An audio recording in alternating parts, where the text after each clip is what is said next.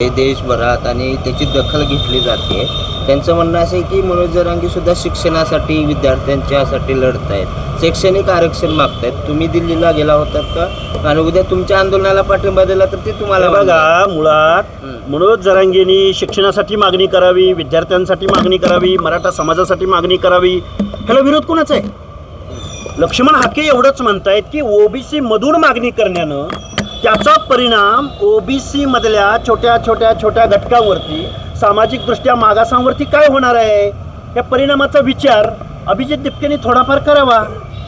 आता मनोज जरांगे जे राजकारणामध्ये एंट्री करू पाहतात का? हे बघा, राजकारणात त्यांनी जनता पार्टीची घोषणाच केली ना, ती सोशल मीडियाची पार्टी आहे। अरे ग्रासरूटला काय जळतंय हे अभिजित दिपकेंनी उतरून करावं।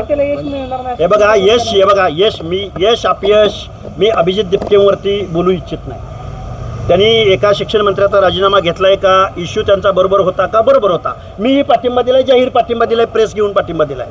मुळात आपल्याला जर काही कन्स्ट्रक्टिव्ह वर्क करायचं असेल, आपल्याला कायदेशीर संविधानात्मक दृष्ट्या योग्य अशा भूमिकांना अभिजित दिपकेंनी पाठिंबा द्यावा ना। बेकायदा मागणीला आता मराठवाड्यातली प्रमाणपत्र रद्द होत आहेत। गेली 2 वर्ष झालं उपोषण करून महाराष्ट्रातल्या सगळ्या लोकांना आम्ही आव्हान करतोय की हे बेकायदा आहे, हे संविधानाला मान्य नाही। आता जी लोक निवडून आली त्यांची मालिका सुरू आहे, लोकांची प्रमाणपत्र रद्द होत आहेत आणि ही 90% प्रमाणपत्र रद्द होणार आहेत।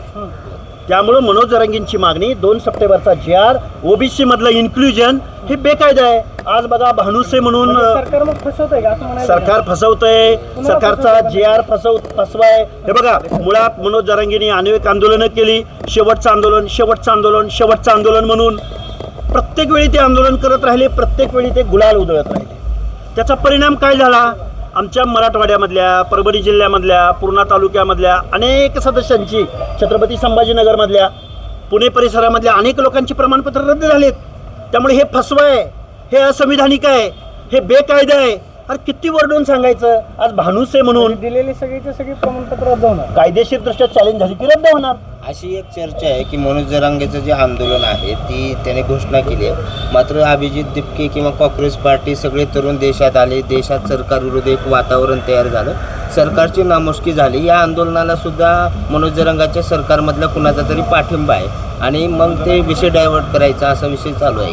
हे बघा, तुम्ही खूप काहीतरी मोठा विषय मला विचारला। हा इश्यू बेस्ड आंदोलन होतं। कुठलं इश्यू बेस्ड जंतर मंतरचं आंदोलन हा इश्यू होता की विद्यार्थ्यांच्या प्रश्नावरचं। त्यामध्ये विद्यार्थ्यांचा खूप मोठ्या प्रमाणात सहभाग होता। 15, 16, 17 दिवसानंतर राजकीय पार्ट्या त्यामध्ये सहभागी झाल्या। त्यामुळे विद्यार्थ्यांच्या चिकाटीला विद्यार्थीच पत्रकार झाले, विद्यार्थ्यांनीच लाट्याकाट्या झेलल्या, विद्यार्थ्यांनी पक्ष पार्टी याच्या पलीकडे जाऊन इश्यूवरती काम केलं। ही झेंजीचा करिश्मा आहे। मी झेंजीला पहिल्या दिवसापासून म्हणतोय, जो युवक आहे, ज्याच्या हातामध्ये डिजिटल मीडिया आहे, तो या देशाचं संरक्षण करण्यामध्ये निश्चित रोल